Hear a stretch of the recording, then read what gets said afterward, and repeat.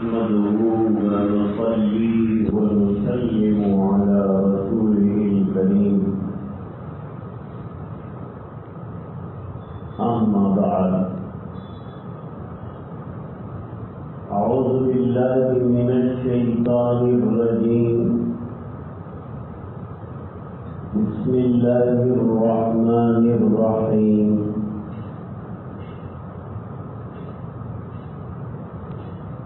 اذهب إلى فرعون إنه طغى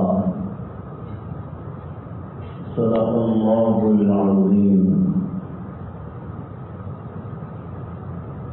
اللهم صل على سيدنا محمد وعلى آل سيدنا محمد وبارك وسلم.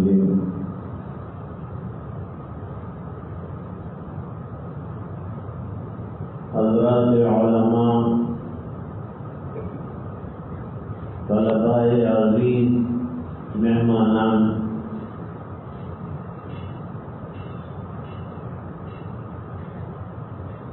آج ملک آزادی کا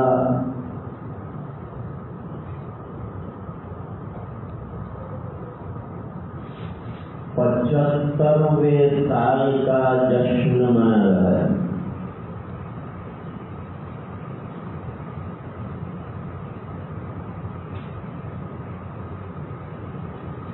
پچھلے کچھ دنوں سے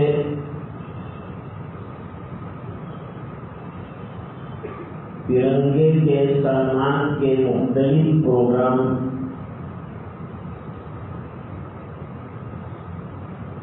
ہوتے رہے ہیں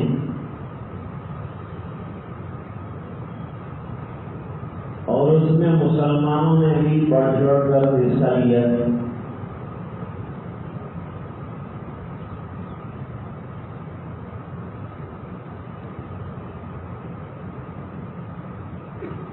ہمارے وزیر اعظم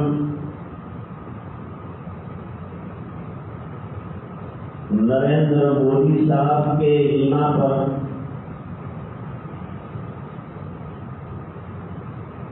گھر گھر ترنگا لہرائے جانے کی مہم،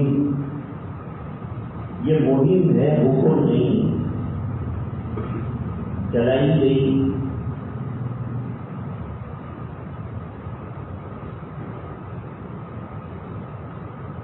اور مسلمان بھی دیش کے وفادار ہیں یہ بتانے کے لیے بیچارے مسلمانوں نے ریلیاں نکالی.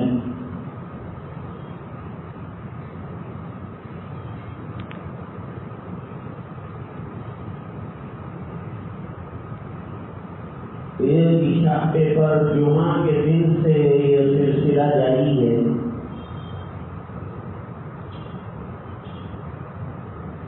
کل یہ سب ترنگے غائب ہو جائیں گے.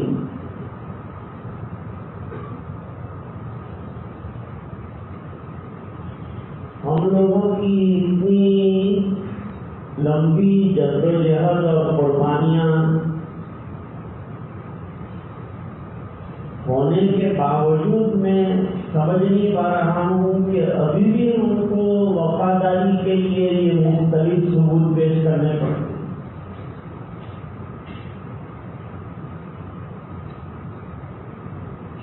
ہندوستان کی خونی آزادی کے اندر 55,000 علماء کا خون لگا ہے. کیا وہ قربانی کا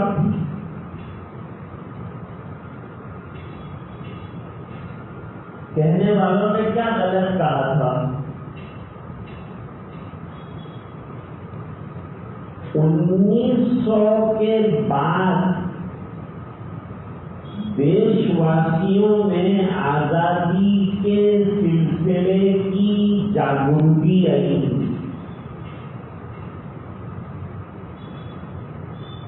اس سے پہلے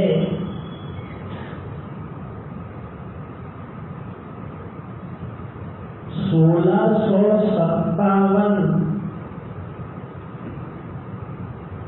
جس کے بعد عالمگیر رحمت اللہ علیہ دنیا سے تشریف لے گئے، 50 سال مغل تاجدار نے ہندوستان کے سب سے بڑے رقبہ پر حکومت کی اور انصاف اور عدل کا بول بالا کر کے رکھی. کسی نے واٹس ایپ پر بہت اچھی بات کی، مجھے پسند آئی کہ آج مودی صاحب نے کہا ترنگا لہراؤ تو ہم لہرا رہے ہیں. حالانکہ ہماری حب الوطنی میں تو کوئی شک ہے نہیں. گھر گھر لہراؤ تو وہ بھی لہرا رہے، ریلیاں نکالو تو وہ بھی نکال رہے ہیں، گاڑیوں پہ لگا وہ بھی لگا رہے.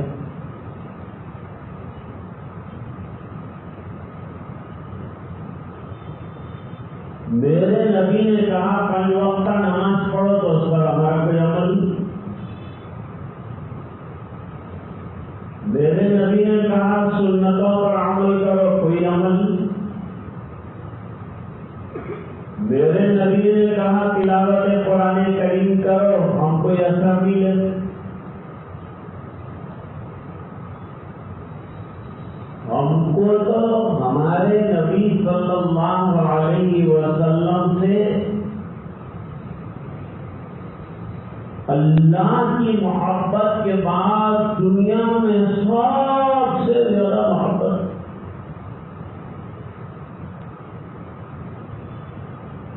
کیونکہ جتنے حضرات کہہ رہے ہیں اور ہم کو احکام دے رہے ہیں کہ ہمارے لیے روئے نہیں، اور میرے نبی رات کو اٹھ کے روئے ہیں امت کے لیے، دن کو فکریں کی ہے، اللہ کے پاس مانگا ہے، اس امت کی بخشش کو مانگا ہے، مغفرت کو مانگا ہے. ہم کو سبق لینا چاہیے.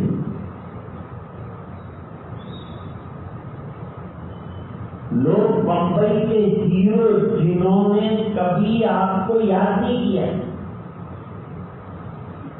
آپ کو دیکھا نہیں، آپ کے لیے فکر نہیں کی، آپ کے لیے روئے نہیں، آپ کے لیے پیسہ خرچ نہیں کیا،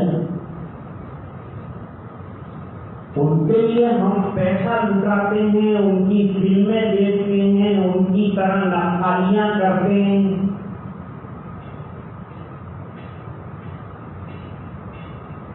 لیکن میرے آقا کی نقل کرنے میں ہم کو شرم محسوس ہوتی ہے. میرے آقا راتوں کو سجدوں میں امت کے لیے روئے ہیں، یہ روایتوں سے ثابت ہے.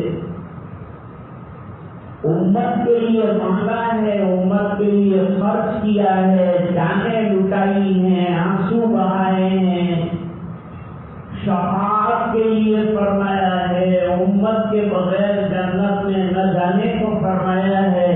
ایسے پیارے نبی کی سنتوں پر ہم عمل کریں.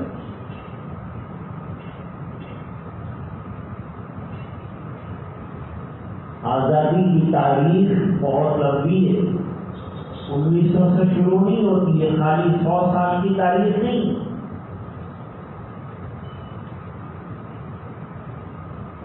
سترہ 1799 میں ٹیپو سلطان شہید ہوئے.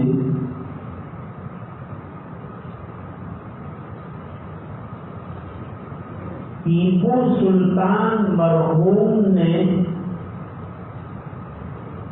شہید ہونے سے پہلے علاقے کے تمام نوابوں کو متحد کر کے انگریزوں سے لوہا لینے کے لیے کوشش کی، لیکن اتحاد نہ ہو سکا منافقوں کی وجہ سے.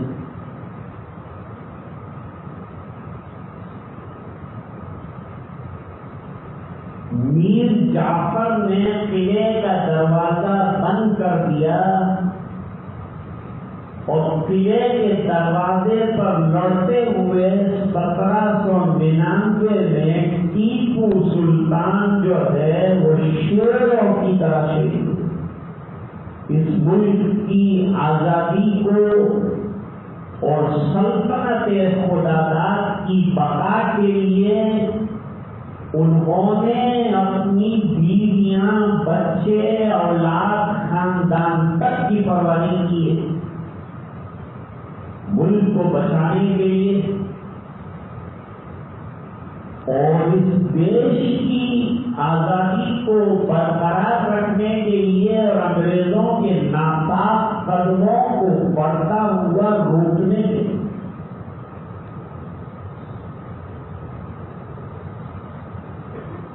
عالمگیر رحمت اللہ علیہ نے 43 سال کی عمر میں صرف 1 سال کے اندر قرآن کریم حفظ کیا. علمی کام بہت کیے ہیں عالمگیر رحمت اللہ علیہ. تہجد گزار تھے اور علماء کی پوری یہ 3 مٹھائی کی جو نادر کتابیں جو ہے وہ تحریر کرتی تھی اور اسی میں سے ان کی یادگار جو ہے فتاوی عالمگیری بھی.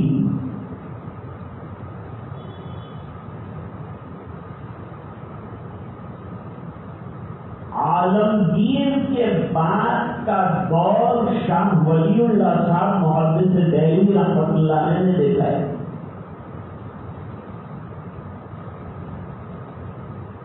اور عالمگیر رحمت اللہ علیہ کے قلمدان کے ختم ہونے کے بعد ملک میں انتشار اور طوائف الملوکی شروع ہوئی. لیکن اس کو بھی ہوتے ہوتے 50 سال کا عرصہ گزرا.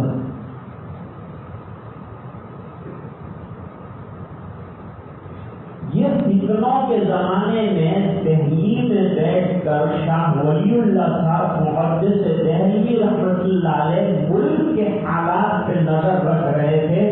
انہوں نے احمد شاہ ابدالی کو خط لکھوایا اور اس کو یہاں بلوایا. مریخوں کے ساتھ جنگیں ہوئی. بعد میں کامیابی اللہ تعالیٰ نے عطا فرمائی. شاہ صاحب اس کے دوران تصنیف، تعلیم اور تدریس کے کاموں میں مصروف رہے اور ملک پر نظر رکھتے رہے کہ ملک کی سالمیت کو خطرہ نہ لائے.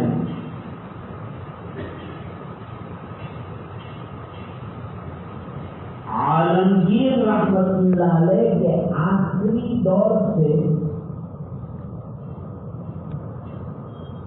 انگریزوں کا آہستہ آہستہ تسلط ہوتا گیا.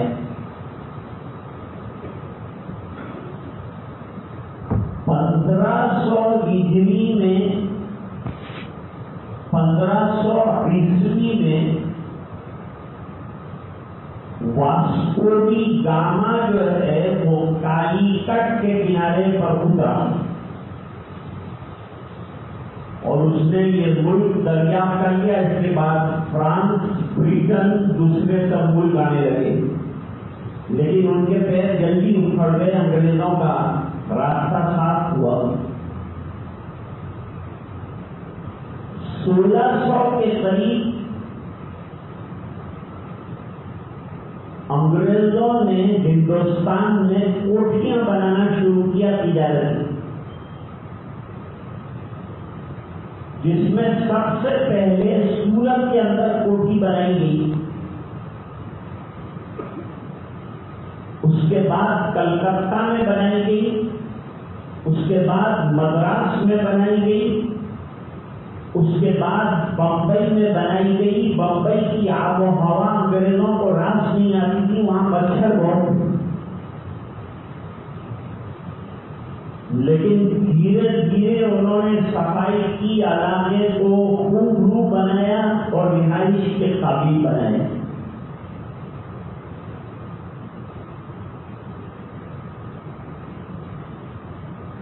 اس کے بعد شاہ عبدالعزیز صاحب محدث دہلوی رحمۃ اللہ علیہ تشریف لائے. تب تک انگریزوں کا تسلط بہت زیادہ ہو گیا تھا.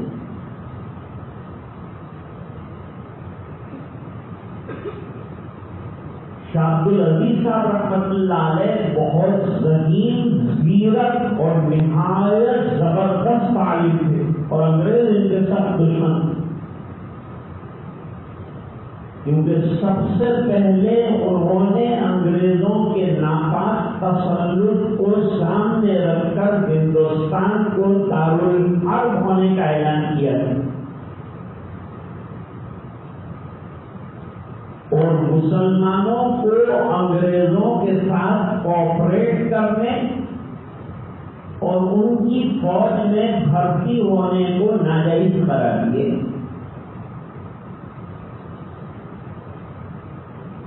شاہ عبد العزیز صاحب رحمۃ اللہ علیہ کے محنتوں کے نتیجے میں 2 زبردست شاگرد تیار ہوئے اور بھی بہت شاگرد تھے جن کے نمایاں نام ہیں. ان میں ایک سید احمد شہید رحمۃ اللہ علیہ جن پر باقاعدہ تصانیف ہیں حضرت مولانا علی میاں صاحب رحمۃ اللہ علیہ. دوسرے شاگرد حضرت مولانا اسماعیل شہید رحمۃ اللہ علیہ جن کا تعلق شاہ عبد العزیز صاحب رحمۃ اللہ علیہ کے ساتھ خاندان سے. پھر مولانا عبد الحی بٹھانوی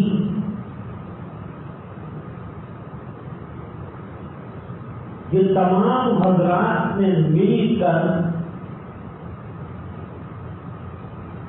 ہندوستان کی سالمیت کے لیے اور خلافت کے قائم کرنے کے لیے جہاد کی مہم اٹھائی.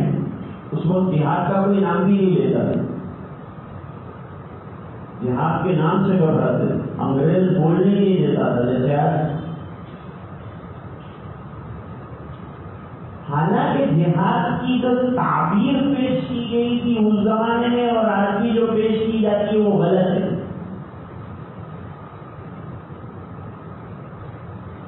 جہاد کا مقصد تلوار سے اسلام پھیلانا ہے نہیں. جہاد کا مقصد یہ ہے کہ تینوں کے فتنوں کو ختم کیا جائے اور کفر کے فتنے کو فروغ کیا جائے اور شرک کو دور کیا جائے اور ملک کو امن و امان والا بنایا جائے تاکہ یہاں کے رہنے والے باشندے شانتی اور سکون کے ساتھ اپنی حدود کے اندر رہ سکیں اور غیر ان کے اوپر حملہ آور نہ ہو جائے. اور یہ فضا جب قائم ہوگی تو احکام شرعی کا قائم ہونا اور اسلامی احکام کا نافذ ہونا آسان ہوگا.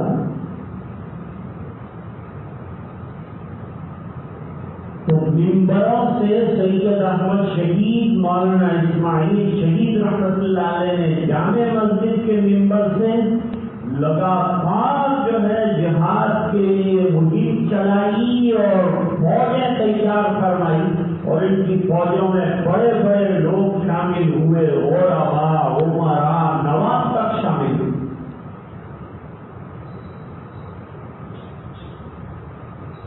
پہلے زمانے میں جو بادشاہ تھے وہ بڑے نیک ہوا کرتے تھے. ہندوستان میں التمشی حکومت ہے اور تغلق شاہ بھی ہے اور سلطنت بھی ہے اور ابدالی بھی آئے اور غزنوی بھی آئے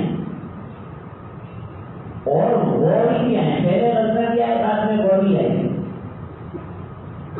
غوری نے پرتھوی راج کو جو ہے گرفتار کیا تھا اور اجمیر سے نکالا تھا اور خواجہ صاحب وہاں قیام پذیر ہوئے تھے. قطب الدین بختیار کاشی رحمۃ اللہ علیہ کے مریدوں میں ایک بادشاہ تھے شمس الدین التمش. جب قطب الدین بختیار کاکی رحمۃ اللہ علیہ کا انتقال ہوا، جنازہ تیار ہوا، لوگ بہت بڑی تعداد میں، کیونکہ بادشاہ سے بڑا تعلق تھا، جمع ہوئے جنازے کی نماز پڑھنے کے لیے۔ ایک آدمی آگے آیا، اس نے وصیت سنائی شاہ صاحب کی کہ خواجہ صاحب نے وصیت کی ہے کہ ان کی صلاۃ جنازہ وہ شخص پڑھائے جس کی تہجد قضا نہ ہوئی ہو، جس کی تکبیر تحریمہ زندگی میں نہ گئی ہو، جس کی نظر غیر محرم پر نہ پڑی ہو، اور جس کی عصر سے پہلے کی 4 سنتیں نہ گئی ہوں۔ سناٹا چھا گیا، ایسا کون ہے؟ تو چادر ہٹا کر بادشاہ خود آگے آئے اور روتے ہوئے اپنے شیر سے کہا کہ آپ دنیا سے گئے، مجھے رسوا کر گئے، یہ مخفی چیز تھی اور لوگوں کے سامنے گواہی دی کہ یہ 4 چیزوں کا میں حامل ہوں اور صلاۃ جنازہ پڑھائی۔ بادشاہ سلاطین ایسے نیک ہوا کرتے تھے۔ عالمگیر رحمۃ اللہ علیہ برسوں تک تہجد کے زبردست پابند رہے۔ سید احمد شہید رحمۃ اللہ علیہ تہجد کے بڑے زبردست پابند، بڑے واقعات ہیں اس سلسلے میں۔ بڑے نیک اور سادات خاندان سے تعلق تھا۔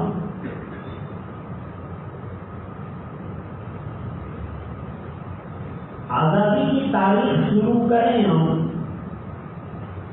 تو 1830 سے شروع ہوئی۔ 1830 کے قریب سید احمد شہید رحمۃ اللہ علیہ چھوٹی موٹی جھڑپیں افغانستان کی طرف سے کرتے ہوئے آ رہے ہیں۔ اسی راستے سے زیادہ تر سلاطین غوری اور غزنوی اور لودھی وغیرہ حضرات آئے ہیں۔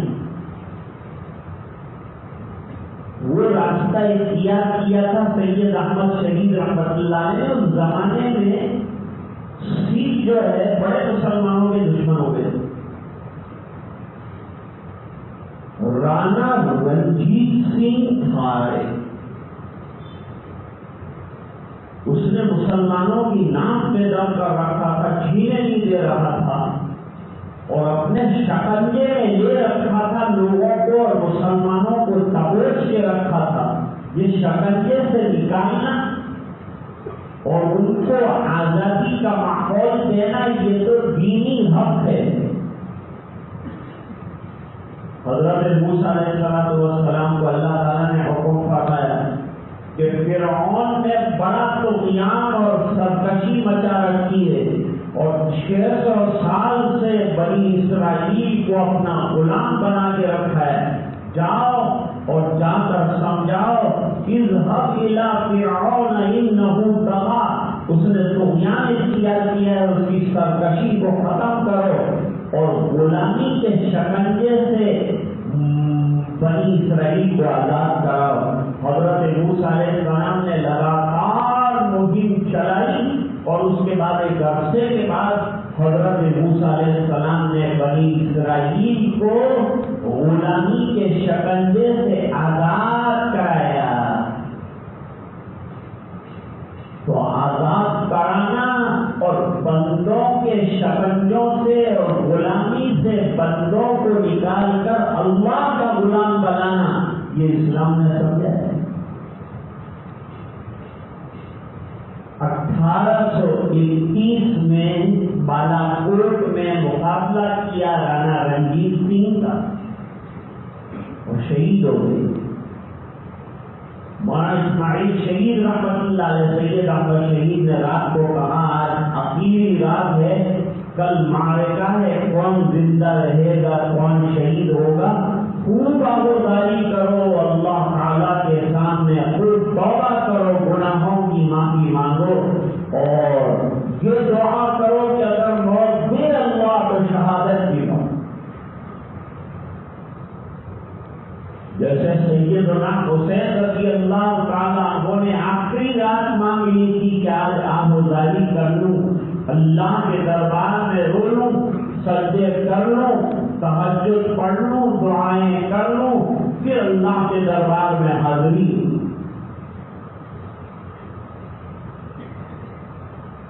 یہ حضرات کے شہید ہونے سے مہم ختم نہیں ہوئی، انگریز جو ہے وہ پھیلتا جا رہا تھا دھیرے دھیرے دھیرے دھیرے۔ سید احمد شہید رحمت اللہ علیہ کے باقی جو شاگرد اور فوجوں کے لوگ تھے، ان کے دل کے اندر آزادی اور ملک کی سالمیت کا جذبہ برقرار تھا۔ وہ ملک میں پھیلے اور انہوں نے اس مہم کو ہوا دی اور رخ جو ہے اب انگریزوں کی طرف ہو گیا۔ جب انگریز مسلط ہو گیا ہے، اس کو یہاں سے نکالنا ہے، یہ جذبہ لوگوں کے اندر پیدا کیا۔ 1831 سے لے کر 1857 تک 1857 تک یہ جذبے کو پروان چڑھایا اور بڑے بڑے علماء بعد میں شامل ہوئے، اور سید الطائفہ حضرت حاجی امداد اللہ صاحب مہاجر مکی رحمت اللہ علیہ کی کمانڈری میں حضرت نانوتوی، حضرت گنگولی، حضرت حافظ دامن شہید رحمت اللہ علیہ وغیرہ کا بہت بڑا علماء کا قافلہ جو ہے وہ دہلی کو سر کرنے کے لیے شاملی کے میدان میں جمع ہوا، اور صوفیاء کرام اور علماء کرام اس کی سرکردگی کر رہے تھے اور اس کی کمانڈری کر رہے تھے حضرت حاجی صاحب رحمت اللہ علیہ۔ لوگ 1857 کے بلوے سے تعبیر کرتے ہیں، انگریزوں کی تعبیر۔ حقیقت یہ ہے کہ ہندوستان میں آزادی کا بیج جو ڈالا گیا اور پہلی مہم جو آئی وہ 1857 میں علماء کے زیر قیادت آئی۔ اگرچہ یہ پلان فیل ہو گیا، بہادر شاہ ظفر گرفتار ہو گئے، وہ کمانڈری کر رہے، وہ بھی شامل تھے۔ یہ مغل ایمپررز میں اخیری بادشاہ تھے، بعد میں ان کو برما بھیج دیا گیا، رنگون بھیج دیا گیا، وہاں سزائیں دی گئی، بڑے خراب حالات میں بیچاروں کی موت آئی۔ میں وہاں بھی حاضر ہوا، ایک پورا بہادر شاہ ہال بنایا گیا ہے، بازار بھی ہے، ان کے تمام اشعار صوفیانہ مزاج رکھتے تھے، اس لیے ان کے تمام اشعار وغیرہ بھی وہاں لگے ہوئے ہیں، اور عبرت ہوتی ہے کہ اتنے بڑے ملک کے بادشاہ کیا بے بسی کے عالم میں وہاں سو رہے ہیں۔ پھر یہ مہم جو ہے وہ چلتی رہی، انگریز ایک بات سمجھ گیا، انگریزوں نے سمجھ لیا کہ اس ملک میں اگر ہم کو باقی رہنا ہے تو سب سے پہلے مدارس اور علماء کو ختم کرنا پڑے گا۔ چنانچہ وہ علماء کے پیچھے پڑ گئے۔ ایک قول کے مطابق 55,000 علماء کو پھانسی پر لٹکائے گئے اور ہزاروں علماء کو توپ کے دہانے پر اڑا دیا گیا اور ہزاروں کو تہہ تیز کر دیا گیا، ہزاروں کو مشین گنوں کے سامنے کھڑے رکھ کر گولیاں مار دی گئی۔ ان میں مسلمان بھی تھے، غیر بھی تھے۔ ہم نہیں کہتے کہ دوسروں نے حصہ نہیں لیا، لیکن ہمیں شکوہ یہ ہے کہ ہماری جو قربانیاں مشائخ کی اور بزرگوں کی رہی ہے اس کو نظر انداز کیوں کیا جا رہا ہے۔ اس کو نظر انداز کر کے ہندوستان کی آزادی کا تصور نہیں کیا جا سکتا۔ شیخ الہند رحمت اللہ علیہ کی مولانا عبید اللہ سندھی کی ریشمی رومال کی تعبیر، ملک کی سالمیت اور بقا کے لیے شیخ الہند کا مالٹا کے جیل میں رہنا، حضرت مدنی رحمت اللہ علیہ کا فوج کے اندر تنہا تنہا مشین گنوں کے سامنے یہ اعلان کرنا کہ مسلمان جو ہے انگریزوں کے ساتھ کسی قسم کا کوآپریشن نہ کریں، اور یہاں کے ہندوؤں کو جو 40 کروڑ ہیں اور 20 کروڑ مسلمان ہیں، اس ملک میں اگر رہنا ہے تو طے کرنا ہے کہ انگریزوں کو یہاں چھوڑنا ہے یا ان کو یہاں سے نکالنا ہے۔ اگر ملک کی سالمیت چاہتے ہو تو سر پر کفن باندھو، تیار ہو جاؤ، اور اس سلسلے میں سب سے پہلے اگر قربانی دینی پڑے گی تو وہ حسین احمد کی قربانی ہوگی۔ میں اس کے لیے مشین گنوں کے سامنے اور توپوں کے سامنے کھڑا ہوں۔ لوگوں نے ہاتھ چومے، لوگوں نے نعرہ تکبیر بلند کیا، اور معلوم نہیں اس وقت جج کو کیا ہوا تھا، اس نے خالی 2 سال کی قید بامشقت دی۔ مولانا محمد علی جوہر کو، مولانا نثار احمد کو، مولانا شوکت علی کو، مولانا حسین احمد مدنی رحمت اللہ علیہ مختلف میٹنگیں ہوئی ہے۔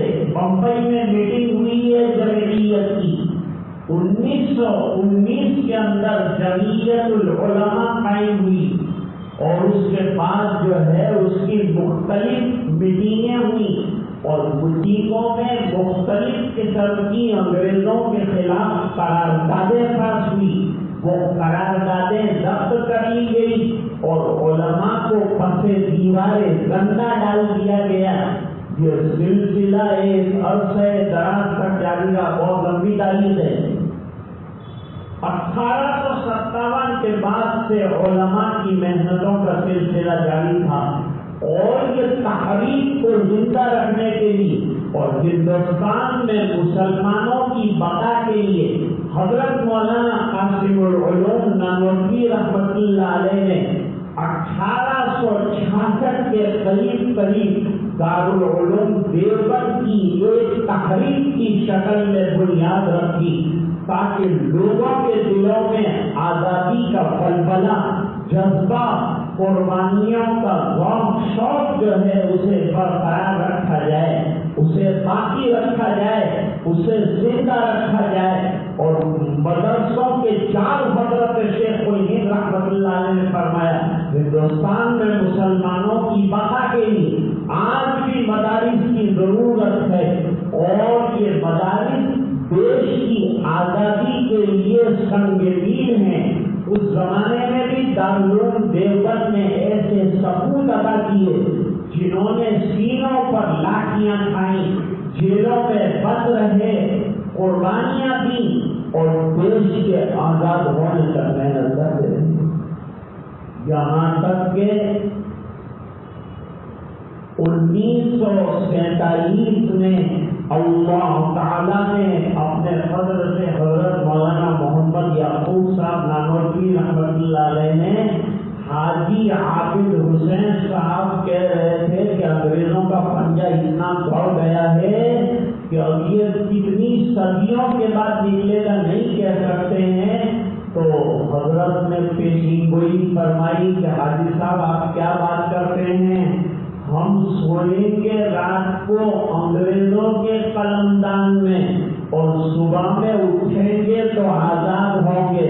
چنانچہ 14 اگست کی رات میں ہندوستان کے لوگ غلامی میں سوئے، اور جیسے ہی 12 بج چکے آل انڈیا ریڈیو سے اعلان ہوا کہ آج جو ہے ہندوستان آزاد ہو چکا، اور یونین جیک جو لال قلعے کے اوپر لہرا رہا تھا اسے اتار لیا گیا، اور اس کی جگہ ایک مسلمان خاتون کا تیار کردہ ترنگا جو ہے وہ لہرایا گیا۔ ملک جو ہے آزادی لینے لگا. شروع کرو آپ 1830 سے لے کر 1947 تک پوری تاریخ میں علماء کرام اور اہل اللہ چھائے ہوئے ملیں گے. انہوں نے اپنی بساطیں برباد کر ڈالی, انہوں نے اپنی جائیدادیں کھو ڈالی. مولانا احمد اللہ صاحب رحمۃ اللہ علیہ کے گھر والوں کو عید کے دن نماز عید کے بعد گھر سے باہر نکالا گیا, ان کے مکان کے اوپر قبضہ کر لیا گیا, ان کی جتنی جائیدادیں کی لے لی گئی, عورتوں کو بے پردہ کر دیا گیا, ایک سوئی لینے کی بھی اجازت نہیں دی, گھر گھر بھیک مانگنے کے لیے چھوڑ دیا گیا. ایسے سنگین حالات آئے. مولانا فضل حق خیر آبادی وہ گئے تھے مالٹا میں, وہاں ان کو لوگ سر پر اٹھاتے تھے, ان کے قدموں میں پھول بچھاتے تھے. ان کا عالم یہ تھا کہ مالٹا میں وہ ناپاکی کے ٹوکرے سر پر اٹھا کر پھینکنے کے لیے جائے. اتنی قربانیاں رہی ہیں اور اتنی محنتیں رہی ہے کہ انگریز تاریخ نگار میں لکھا ہے کہ ہم نے علماء کی لاشیں ایسی دیکھی ہے. میں پہلے مایوس صاحب کہا تھا کہ ایسی لاشیں دیکھی ہیں علماء کی کہ جو درختوں کے اوپر لٹک رہی تھی اور ان کی حالت ایسی ہو گئی تھی جیسے انگریزی کا ہاتھ ہوتا ہے, ایسی موڑ کر خراب ہو گئی تھی.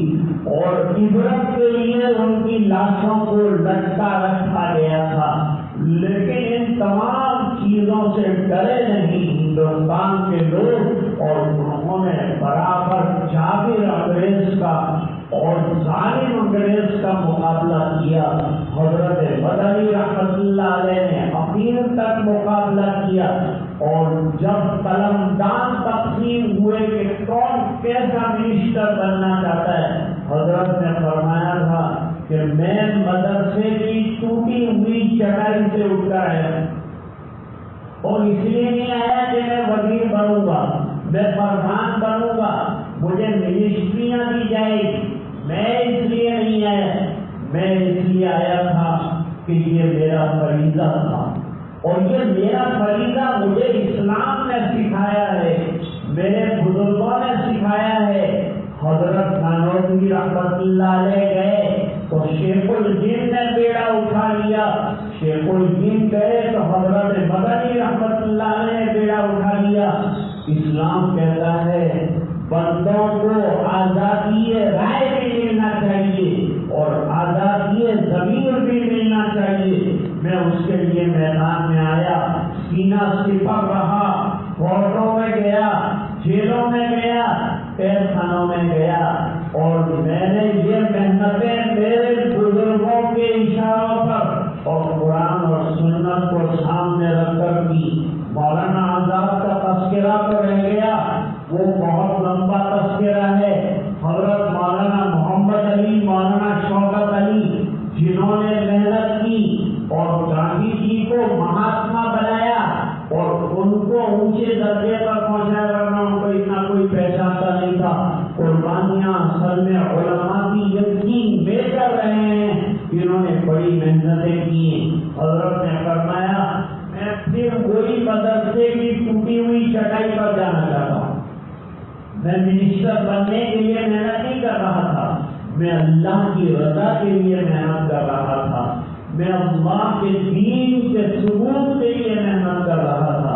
علماء بیٹھے ہیں, لمبی بات نہیں کر سکتے, بہت لمبا تذکرہ ہے اور بہت لمبی تاریخ ہے اور گھنٹوں کے گھنٹوں بیان ہو سکتا ہے, لیکن آپ حضرات تھوڑی سی بات اس سلسلے میں سننا چاہتے تھے.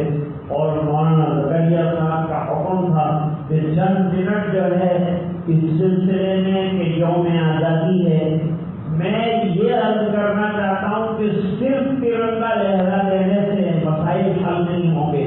اس وقت ہم کو سر جوڑ کر ارزاق کے لیے کہ لوگوں کو اچھی اور صحت مند روزی ملے، صحت مند زندگیاں ملے، بیماریاں دور ہو، معیاری تعلیم ہو، ہمارے ملک کی تعلیم کا معیار بلند ہو، مدارس کی ترقی ہو، انہیں آگے بڑھایا جائے، انہیں ترقی دی جائے اور ان کی بقا کے لیے محنت کی جائے، اسکولیں بنائی جائیں، ہمارے نوجوانوں کو تعلیم میں آگے بڑھایا جائے، ہم کو گورنمنٹ نوکریوں کے اندر موقع دیا جائے اور ہمارے اسکالرس کو گورنمنٹ جاب مل سکے، ہم کو برابر کا حق مل سکے اور ہندوستان میں ہماری قربانیوں کو دیکھتے ہوئے برابر کا شہری ہونے کا ہمیں حق ملے۔